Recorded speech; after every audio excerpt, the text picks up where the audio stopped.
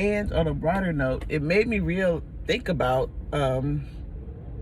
my cousin was talking about appreciating her peace in her home. And going through these months, it made me realize, like, yeah, I have a space that I can go home to that's sacred, that's quiet, that is set up the way that I like it. Because I recently redid my place. I couldn't find a place to move. I was looking for a bigger space, but it's just expensive in the Bay Area, and I'm just refusing to pay a ridiculous amount as a renter. So I decided, nope, I'm not doing that.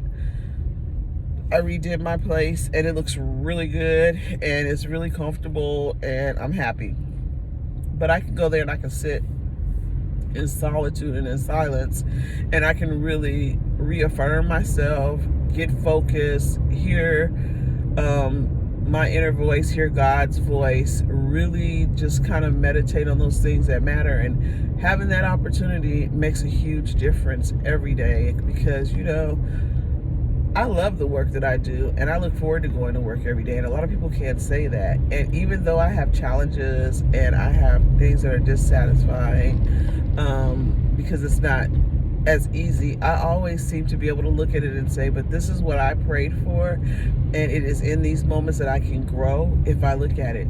And the reality is, it's your perception. Your perception dictates your outcome. And so when you can really begin to look through a different lens and find hope and find growth in things that are not always going your way, you have a better outcome, and life will move in a different manner. I think we perpetuate a lot of the negativity that we experience because we tend to feed into it. We fuel the flame. And so for me personally, I like to step back and realize, and I've learned this, I think, with age. At 55, you see life very differently than I saw life when I was in my 20s. And one of the things that I really do see is that I can't control anybody else. I can only control Danielle.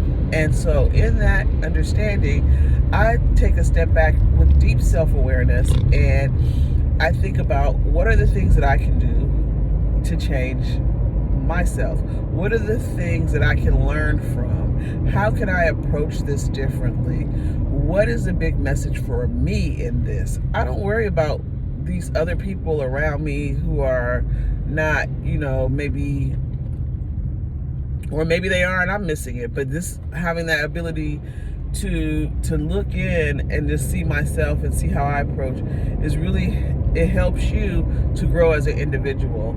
I think being self-reflective, having self-awareness is important, but sometimes you can have self-awareness and you can also have blind spots. And so I'm always like reaching out and saying, please help me understand, to others, right, who can see it from a different perspective, because sometimes we do have blind spots and we don't realize the part that we play in situations.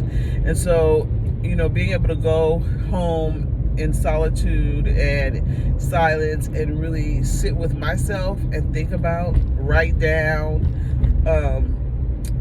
to really process situations has been very helpful. So I really appreciate having that. And I don't know how other folks, you all that are watching this, how do you deal with challenging days, challenging situations at work or with friends and family? Are you able to sit in solitude and really talk about, think about it, not talk about it, think about it with yourself, and really reflect? Do you talk about it with others to get their perspective? What do you do? Tell me down in the chat.